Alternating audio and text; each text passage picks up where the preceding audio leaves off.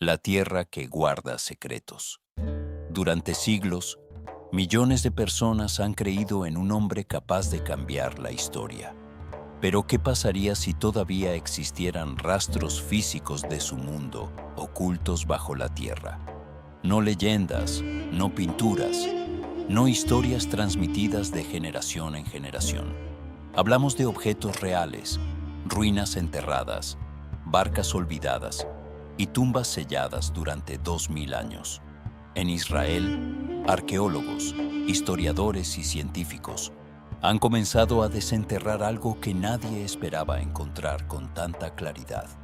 Evidencias que parecen conectar directamente con la época en la que Jesús caminó sobre la tierra. Aquí, bajo cada colina, detrás de cada roca, debajo de cada calle moderna, hay capas de historia apiladas como páginas de un libro que nadie ha terminado de leer. Las huellas de Jesús, no metafóricamente, no espiritualmente, físicamente, objetos, estructuras, textos, embarcaciones, tumbas, evidencia, material de un mundo que existió hace 2000 años y que dio origen a la figura más influyente de la historia humana. Pero cada uno de estos descubrimientos viene acompañado de preguntas que ninguna institución religiosa o científica ha podido responder completamente.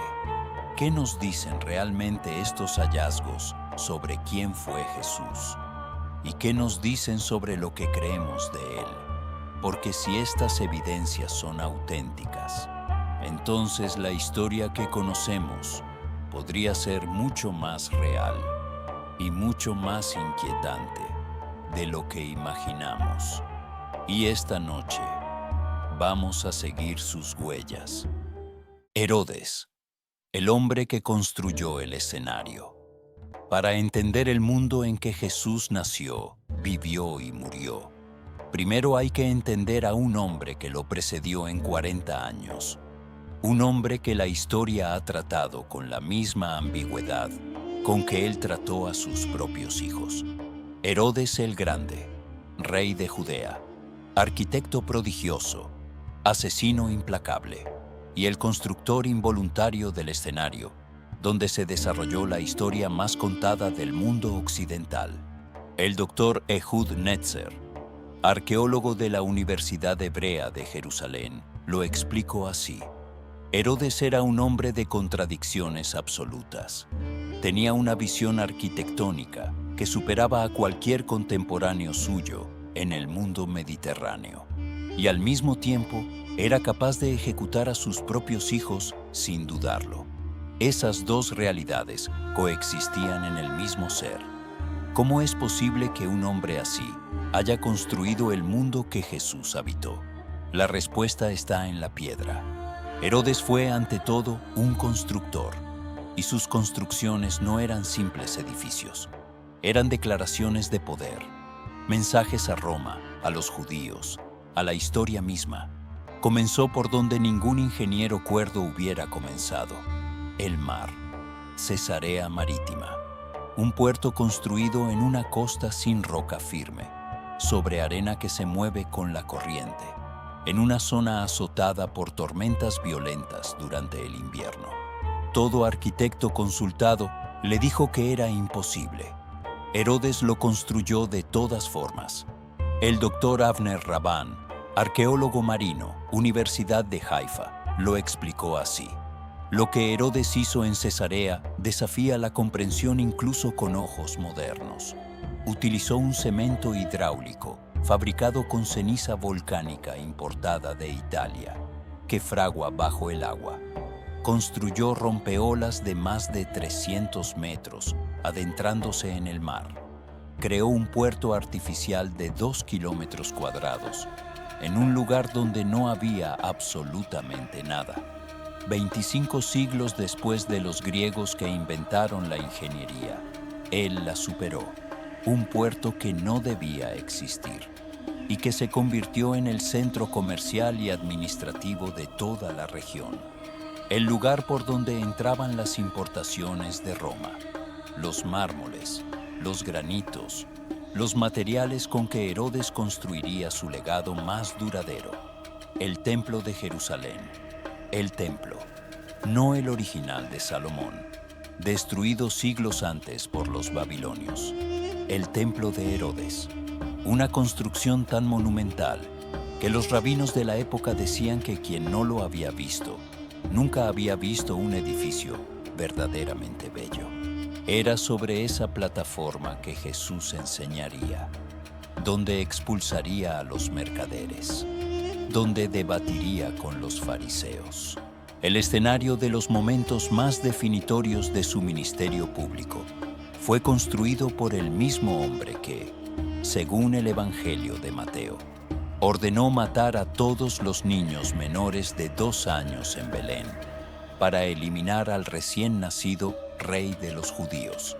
El doctor Magen Broshi, arqueólogo, Museo de Israel, lo explicó así: la ironía histórica es extraordinaria. Herodes construyó el templo que Jesús frecuentó. Construyó las fortalezas, desde donde los romanos eventualmente lo perseguirían. Construyó el palacio donde Pilato probablemente lo juzgó. Sin Herodes, el escenario físico de la vida de Jesús simplemente no existiría en la forma en que existió. Pero Herodes también dejó algo más, algo que los arqueólogos buscaron durante más de un siglo y que finalmente encontraron en 2007.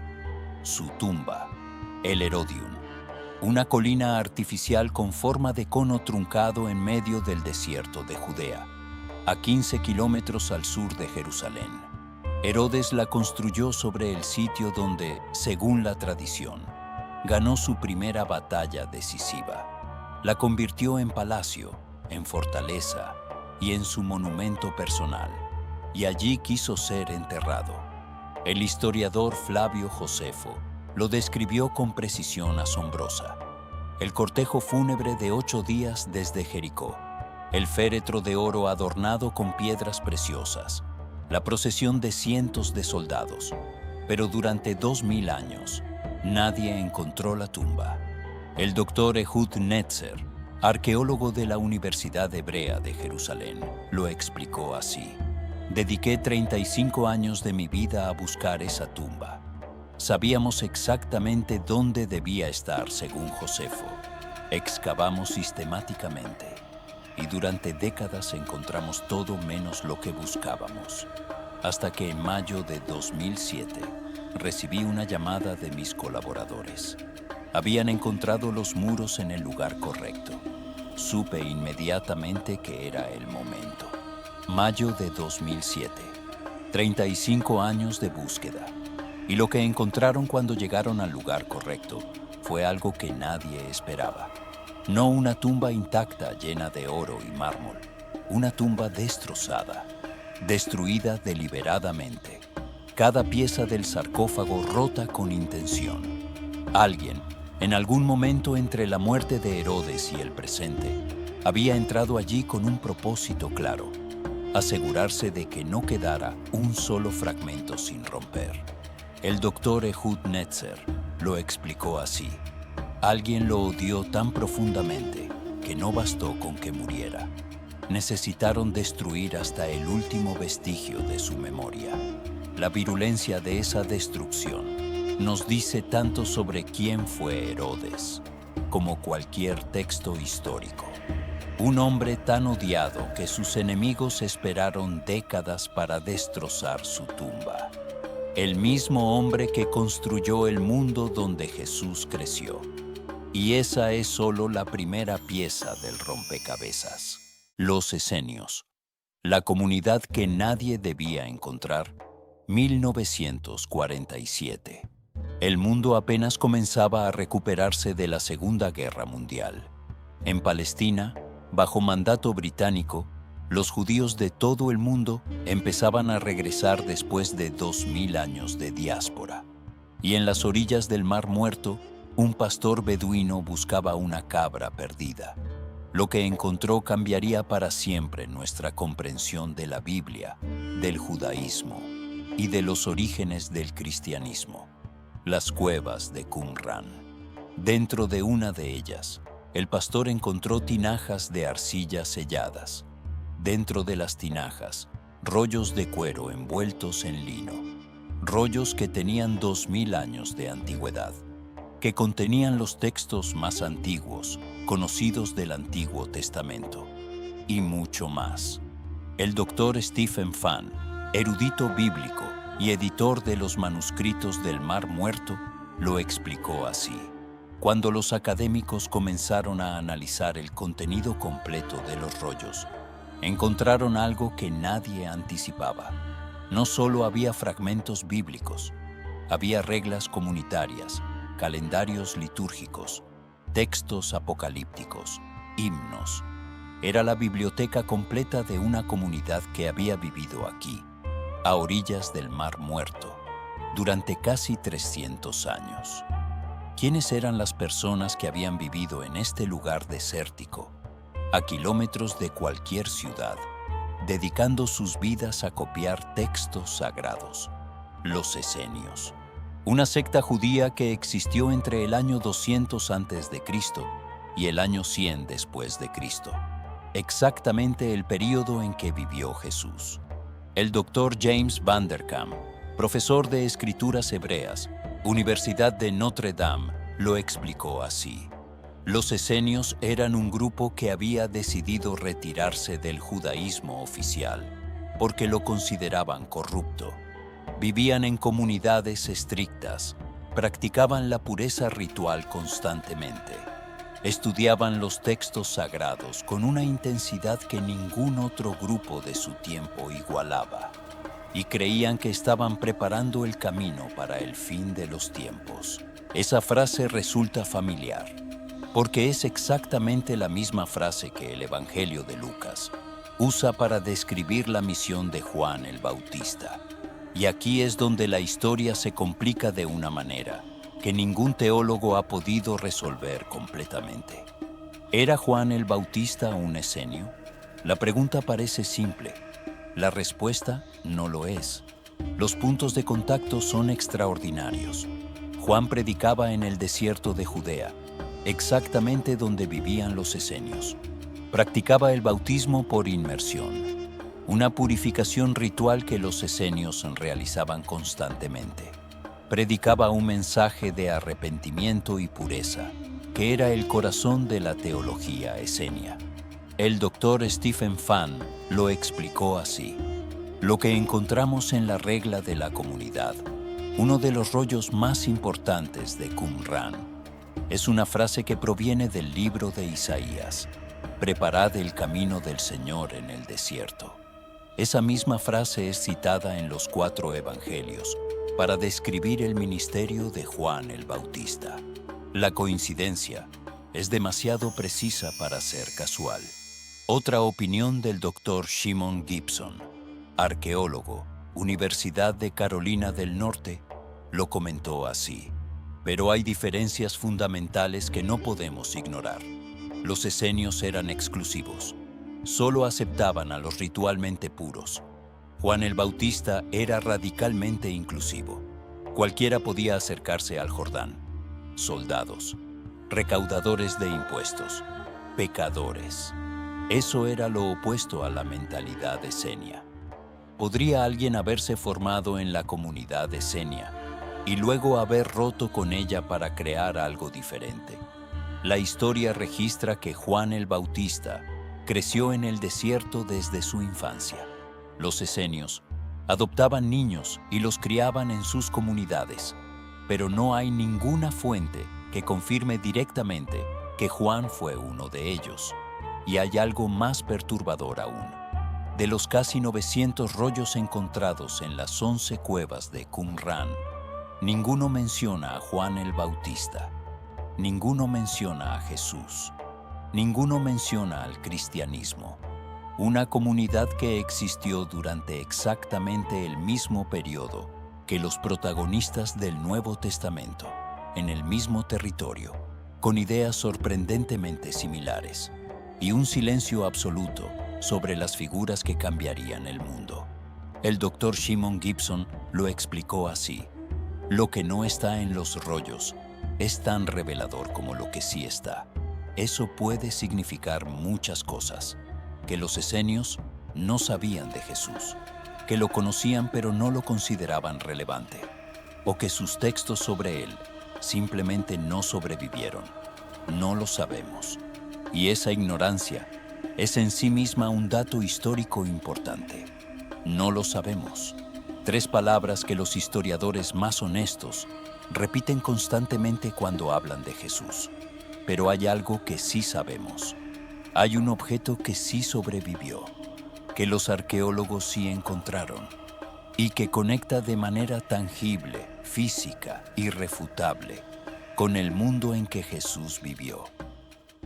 El mar de Galilea, el lago más bajo del mundo, en términos de altitud sobre el nivel del mar, 13 kilómetros de norte a sur, 21 de este a oeste, y durante el ministerio de Jesús, una de las zonas más densamente pobladas y económicamente activas de toda Palestina.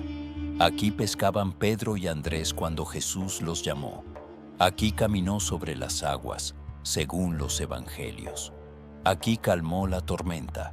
Aquí predicó desde una barca a las multitudes reunidas en la orilla. En 1986, el nivel del agua del mar de Galilea descendió de manera inusual por una sequía prolongada. 2 hermanos pescadores, Yuval y Moshe Lufan, decidieron explorar la zona normalmente cubierta por el agua y encontraron algo que llevaba 2000 años esperando ser encontrado. El Kurt Rabbe, arqueólogo marino, lo explicó así. Cuando llegamos al sitio y vimos lo que los hermanos habían encontrado, nos quedamos paralizados. Era exactamente lo que habíamos dibujado en la cafetería, cuando nos preguntamos qué podría haber allí. Una barca antigua, y estaba allí, tendida en el barro, como si hubiera estado esperándonos. Una barca, de madera, parcialmente conservada por el barro del fondo del lago que la había sellado durante 2 milenios. Las pruebas de carbono 14 y el análisis de los artefactos encontrados junto a ella confirmaron lo que los arqueólogos apenas se atrevían a pensar. La barca databa de entre el año 100 a.C. y el año 70 después de Cristo, el periodo exacto de la vida de Jesús. Kurt Rabbe comentó lo siguiente: cuando vi los resultados, me detuve. Estamos en el mar de Galilea, en el periodo de tiempo de Jesús. Este tipo de barca, con estas dimensiones, puede cargar entre 5 y 10 personas. Los evangelios describen a Jesús cruzando el lago repetidamente con sus 12 discípulos. La matemática funciona perfectamente. No digo que Jesús estuvo en esta barca específica. Digo que esta barca es exactamente como debió haber sido la barca que él usó. No la misma barca, pero sí el mismo tipo, el mismo tamaño, la misma construcción. Un mosaico descubierto en las ruinas de Migdal, el pueblo natal de María Magdalena, a pocos kilómetros del lugar del hallazgo, mostraba una barca casi idéntica. Por primera vez, los lectores de los evangelios podían ver con toda concretud cómo era la embarcación que aparece en tantas de las historias más conocidas de Jesús. Pero extraer la barca fue una misión que rozó lo imposible. La madera estaba tan saturada de agua y tan degradada que no soportaba su propio peso. Si se secaba, se desintegraba. Si se movía sin apoyo, colapsaba. Orna Cohen, conservadora de madera antigua, lo explicó así. Me llamaron y me dijeron que habían encontrado una barca del tiempo de Jesús y necesitaban sacarla del barro. Les dije que era imposible. La madera de esa antigüedad en agua dulce no sobrevive. Me insistieron. Fui. Y para mi asombro, allí estaba. El lago la había conservado en condiciones que nadie hubiera predicho. La solución llegó de donde menos se esperaba: espuma de poliuretano, el mismo material usado en la construcción moderna para aislar paredes. El equipo roció la espuma sobre toda la barca creando un caparazón rígido que sostenía cada pieza en su lugar exacto. Luego construyeron diques alrededor del sitio, y cuando el agua volvió a subir, la barca flotó. Por primera vez en 2000 años, una embarcación del tiempo de Jesús surcó nuevamente las aguas del mar de Galilea. Kurt Rabé lo describió de la siguiente forma: alguien tuvo que sentarse encima para estabilizarla mientras la remolcábamos hacia la orilla. Me ofrecí, y mientras flotábamos lentamente por el lago, en ese silencio de la noche, con el agua del Galilea alrededor, pensé que probablemente era la única persona en 2000 años que navegaba esa barca. Fue uno de los momentos más extraños y más hermosos de mi vida. Hoy la barca está expuesta en el centro Yigal Allon, a orillas del mar de Galilea. Millones de peregrinos la han visto, creyentes y no creyentes, arqueólogos y turistas. Nadie puede probar que Jesús la tocó. Nadie puede probar que nunca lo hizo. Lo que sí puede probarse es que existió, que flotó en estas aguas, en este tiempo, en este lugar. Y eso, para muchos, es suficiente. La pregunta que todo lo une. Hemos recorrido el escenario físico de la vida de Jesús, el mundo construido por Herodes, el desierto habitado por los esenios, el lago donde pescaban sus discípulos. Pero hay una pregunta que lo atraviesa todo. Una pregunta que los arqueólogos raramente hacen en voz alta, porque saben que no tiene una respuesta científica definitiva. ¿Qué nos dice toda esta evidencia sobre quién fue Jesús realmente? La doctora Jody Magnes, arqueóloga de la Universidad de Carolina del Norte, expuso lo siguiente: la arqueología puede decirnos con enorme precisión cómo era el mundo en que vivió Jesús, la cultura material, las estructuras sociales, las prácticas religiosas, la arquitectura, la economía, pero la arqueología no puede decirnos nada sobre la naturaleza sobrenatural de Jesús, si es que la tuvo. Esa es una pregunta de fe, no de evidencia material. Pero la evidencia material sí puede hacer algo que muchos subestiman. Puede confirmar que el mundo descrito en los evangelios es un mundo real. Las ciudades mencionadas existían. Las prácticas descritas eran reales. Los conflictos políticos que rodean la historia de Jesús son históricamente verificables. El Dr. Craig Evans, erudito bíblico de la Universidad Acadia, lo explicó así: uno de los argumentos más frecuentes de los escépticos es que los evangelios son documentos de fe, no documentos históricos. Y tienen razón en que son documentos de fe. Pero la arqueología ha demostrado repetidamente que los detalles históricos y geográficos de los evangelios son extraordinariamente precisos. Los lugares existen, las costumbres son reales, el marco histórico es verificable. Eso no prueba la teología, pero sí establece que los autores conocían el territorio y el período que describían. Y entonces llega la pregunta más incómoda de todas: si el mundo de Jesús es real, si los esenios existieron, si la barca existió, si el templo de Herodes existió, y si la tumba de Jesús también existe. En 1980, en un barrio residencial de Jerusalén llamado Talpiot, una constructora que trabajaba en la zona detonó explosivos para preparar los cimientos de un edificio y descubrió una tumba judía del siglo I después de Cristo, con 10 osarios en su interior, 6 de los cuales tenían inscripciones. Y las inscripciones contenían nombres que ningún arqueólogo esperaba encontrar juntos en el mismo lugar. Talpiot, la tumba que nadie quería encontrar. Jueves 27 de abril de 1980. Un joven arqueólogo llamado Shimon Gibson recibe una llamada a primera hora de la tarde. Una constructora ha descubierto una tumba durante obras de excavación en el barrio de Talpiot, al este de Jerusalén. Gibson va al sitio. Lo que ve es una cámara mortuoria típica del período del Segundo Templo, excavada en la roca calcárea, con varios loculi, túneles laterales donde se colocaban los cuerpos. Lo que no es típico son los nombres en los osarios. El doctor Shimon Gibson lo expresó así: cuando estábamos documentando los osarios y comenzaron a leerse las inscripciones, recuerdo una sensación extraña. Los nombres eran todos del período correcto. Todo era consistente con una tumba judía del siglo I, pero la combinación de nombres era llamativa. Era imposible no notar la coincidencia. 6 inscripciones, 6 nombres.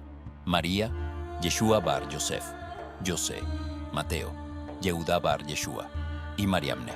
En español, María, Jesús hijo de José, José, Mateo, Judas hijo de Jesús, y una forma griega del nombre María.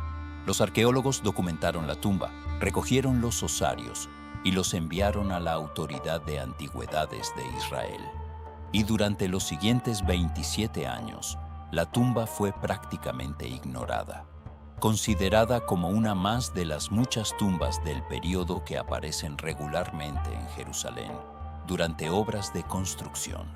Hasta 2007, cuando un documentalista llamó la atención sobre algo que los arqueólogos habían decidido no explorar más.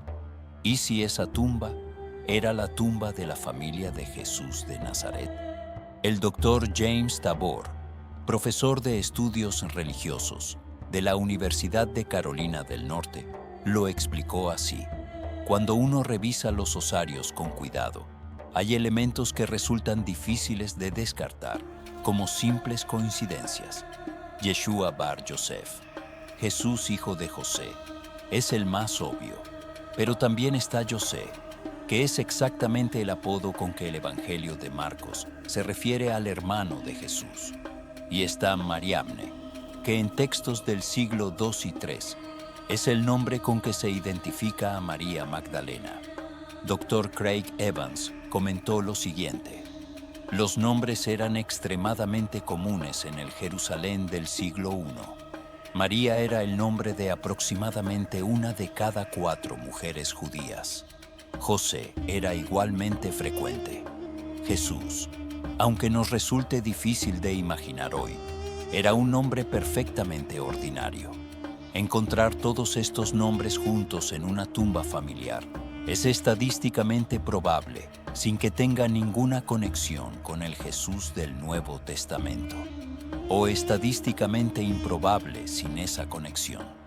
Ese es el debate que dividió a la comunidad académica en 2007 y que no ha sido resuelto completamente hasta hoy. Pero hay algo más, algo que el debate sobre los nombres oscurecía, una pregunta teológica de consecuencias incalculables. Si los huesos de Jesús estuvieran en ese osario, si su cuerpo no resucitó físicamente, sino que permaneció en la tierra de Judea durante 2000 años, ¿qué significaría eso para el cristianismo? El doctor N.T. Wright, obispo y teólogo anglicano de la Universidad de St. Andrews, lo expuso así: para el cristianismo histórico, la resurrección corporal es no negociable. Pablo lo dice explícitamente en 1 de Corintios: si Cristo no resucitó, vuestra fe es vana. No estamos hablando de una creencia periférica. Estamos hablando del núcleo mismo de la fe cristiana. Encontrar los huesos de Jesús no sería una curiosidad arqueológica. Sería el fin del cristianismo tal como lo conocemos. Pero la tumba de Talpiot permanece sellada bajo una caja de cemento en un barrio residencial de Jerusalén.